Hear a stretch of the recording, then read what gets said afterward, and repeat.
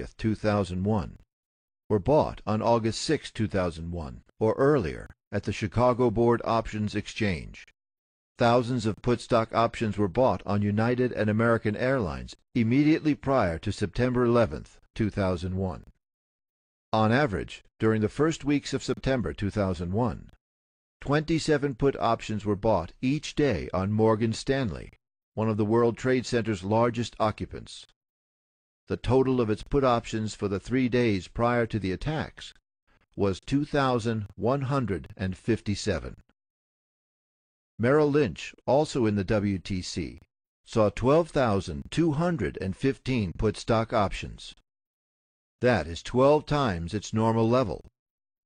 Between September 6th and 7th, Chicago Board Options Exchange saw 4,744 put option contracts with United Airlines and only 396 call options.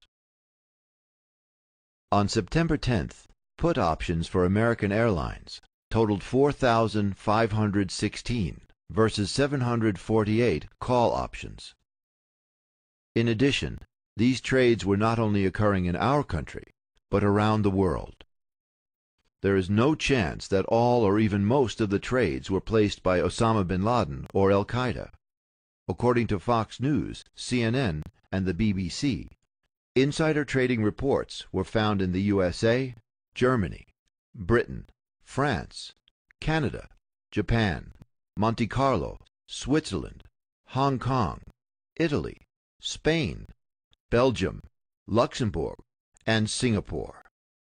The director of the CIA headed a firm that bought some of these put stock options. Until 1998, Buzzy Krongard headed United Airlines stock. Mr. Krongard was head of Bankers Trust until he resigned and was promoted to CIA Executive Director by President Bush in March 2001. Buzzy Krongard purchased this stock, and our government did nothing about it. Deutsche Bank is also one of the 4 banks most used by the bin Laden family. Additionally, $2.5 million in put options on United and American Airlines went unclaimed. The German central bank president, Ernst Weltek, had a study conducted by his bank. It indicated, quote, "There are ever clearer signs that there were activities on international financial markets that must have been carried out with the necessary expert knowledge in industries such as gold, oil, airlines, and insurance companies." The firm used to place the put options on United Airlines stock was managed until 1998 by the man who is now the number 3 executive director position at the CIA. A.B. Buzzy Krongard became vice chairman of Bankers Trust when the 2 firms merged, and his new position was to oversee private client relationships. Krongard had a special hands-on relationship with some of the wealthiest people in the world in a specialized banking operation that Senator Carl Levin identified as being connected to the laundering of drug money. Bankers Trust was acquired by Deutsche Bank in 1999 to form the single largest bank in Europe. Before 9/11, Kevin Ingram, an executor for Bankers Trust Deutsche Bank, pled guilty to laundering money to finance terrorist operations for groups linked to Osama bin Laden. Deutsche Bank has been a favorite of the bin Laden family and was connected to the hijackers and their support network. Deutsche Bank had corresponding relationships with banks in Bahrain and Kuwait that served George W. Bush when he engaged in illegal insider trading of shares of his company Harkin Energy. Both banks, Kuwait Finance House and Faisal Islamic Bank of Bahrain, had dealt with Al-Qaeda and bin Laden. But when the Bush administration released its worldwide list of suspect financial institutions vowing to track down terrorist financing, neither bank was on the list. Mayo Shattuck III is a powerful force in the financial world. Head of the Alex Brown Deutsche Bank on 9/11, he had previously been involved in Enron, helping them conceal their massive debt, as well as involved in an insider trading scam involving Adnan Khashoggi's Genesis Intermedia immediately before 9/11. He was midway through a 3-year, $30 million contract as head of Alex Brown when the attacks came, and under his management, some of the illegal trades on United Airlines were placed.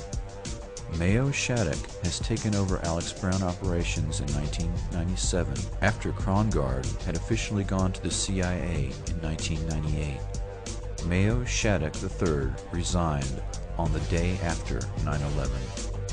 First, you need some transparency and accountability, which is, this is another problem with the Obama administration. They just want to move forward. They don't want any transparency or accountability for the war criminals from the previous administration or the banking fraudsters and banking terrorists of the Paulson period. You need accountability. You need transparency. You need some idea that says that these banks have to disclose. You can't have the bankers going to Congress and saying, for example, we can't audit the Fed because if you audit the Fed, we're going to crash your system. We're holding you hostage. Absolutely. You can't allow that. That's in the United States under the Constitution. That is a high crime and misdemeanor. That is actually treason, according to the U.S. Constitution, to have a U.S. representative say we can't audit us because otherwise we're going to crash your system. What's that? How is that different than Osama bin Laden? You tell me how the difference is. They're causing as much damage. They're causing as much loss of life. And probably much more. I mean, Paulson and Geithner are pussycats. I mean, Obama's a pussycat compared to Paulson and Geithner in terms of pure damage. Yeah, but listen, Max, this is not only about the Fed. This is about the Bank of England. This is about the Banque Centrale Européenne, European Central Bank, where you got the assets that have gone up, not through sound instruments, but through the files that banks cannot recover anymore. You mean after Building 7 exploded on 9/11, really, they can't get the records anymore? How convenient.